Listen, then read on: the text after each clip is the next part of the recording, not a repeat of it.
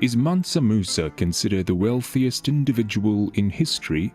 As of 2023, the title of the world's richest person belongs to Elon Musk, whose net worth is reported to be $229.9 billion.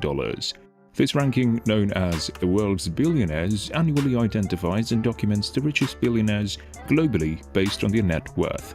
But is he the richest man to ever live on the planet Earth? No, he is by no means the richest man of all time.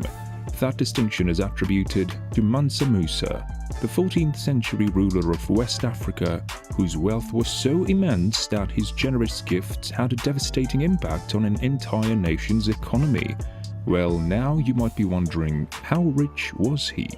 Accounts from that era about Musa's wealth are so enthusiastic that it becomes nearly impossible to truly grasp the extent of his affluence and influence. In 2012, Celebrity Net Worth, a US-based website, attempted to quantify his riches at $400 billion, but experts in economic history unanimously concur that pinpointing an exact figure for his wealth remains an insurmountable challenge. So who was this Golden King? Mansam Musa was born in 1280 into a family of rulers, and his brother Mansa Abu Bakr assumed the throne, governing the empire until 1312, when he chose to abdicate in pursuit of a grand expedition. According to the 14th century Syrian historian Shibab al-Umari, Abu Bakr harbored a profound fascination with the Atlantic Ocean and the mysteries concealed beyond its waters. He purportedly embarked on a daring voyage, commanding a fleet of 2,000 ships accompanied by thousands of men, women, and enslaved individuals. Regrettably, this expedition sailed away, never to return.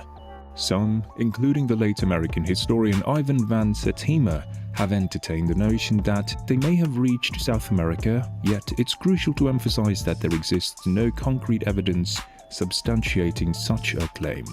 Nonetheless, Mansam Musa assumed control of the kingdom that his brother had left behind, and during his reign, the Mali Empire underwent substantial growth.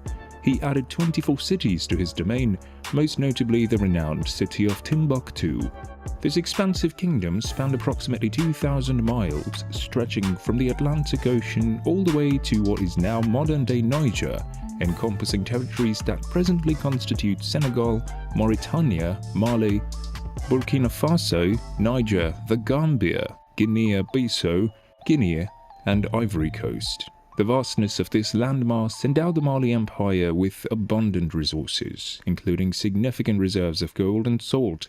Notably, during Mansam Musa's rule, the Mali Empire was responsible for nearly half of the world's gold production, a fact documented by the British Museum. The entirety of these riches belonged to Mansam Musa himself. Now, do you know about the journey to Mecca? Mansam Musa's pilgrimage to Mecca is a remarkable part of his story. Despite the Mali Empire's vast reserves of gold, the kingdom itself was relatively obscure on the world stage. However, this obscurity changed dramatically when Mansam Musa, a devout Muslim, made a momentous decision to embark on a pilgrimage to Mecca. His journey took him through the challenging terrain of the Sahara Desert and into the heart of Egypt. For this pilgrimage, the king organized an extraordinary caravan consisting of 60,000 men. This caravan included not only himself but also his entire royal court, government officials, soldiers, griots, merchants, camel drivers, and an astounding 12,000 enslaved individuals. Additionally, the caravan was accompanied by a long procession of goats and sheep, providing sustenance during the arduous desert crossing. This caravan, with its diverse array of people and animals, resembled a bustling city in motion as it traversed the challenging desert landscape on its way to the sacred destination of Mecca.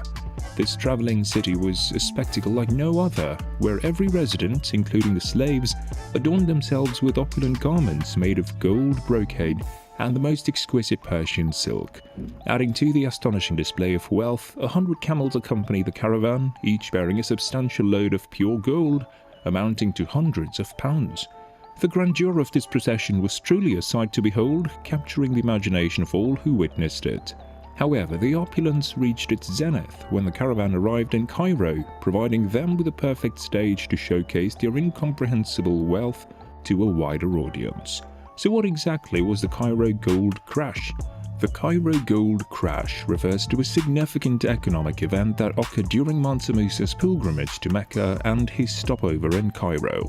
Mansam Musa made such an indelible and extravagant impression during his stay in Cairo that, even 12 years after his visit, people in the city were still talking about him. His lavish generosity was especially noteworthy, and he distributed vast amounts of gold to the locals during his 3-month stay. This immense outpouring of gold had a profound and unexpected consequence for the local economy. The influx of so much gold from Mansam Musa's gift caused the price of gold in the region to plummet. This sudden depreciation of gold had a cascading effect on the economy, leading to significant economic disruption and hardship for the people of Cairo. So, how much was it? US-based technology company SmartAsset.com has estimated that as a result of the devaluation of gold caused by Mansam Musa's generosity, the pilgrimage led to approximately $1.5 billion in economic losses across the Middle East.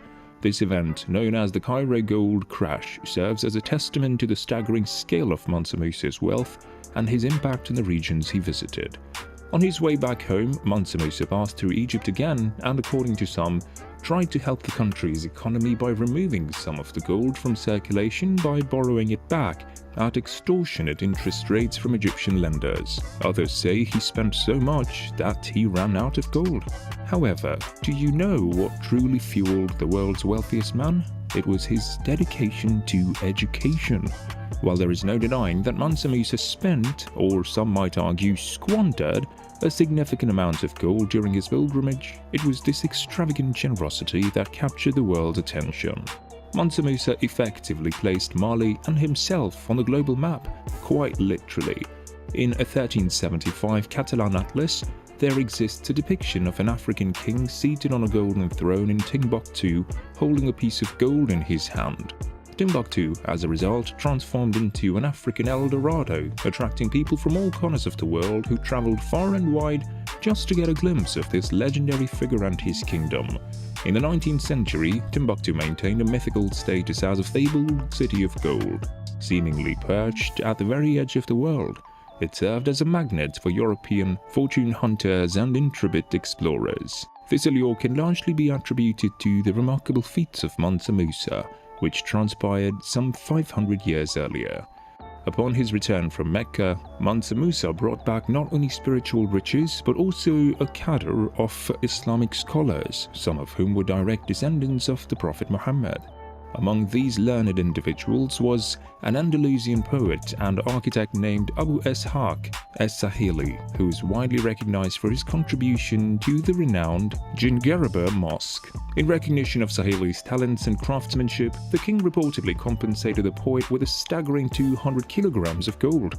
To put this into perspective, in today's currency, this payment would amount to approximately $8.2 million, underscoring the immense value placed on Sahili's work and the enduring legacy of Mansam Musa's opulence.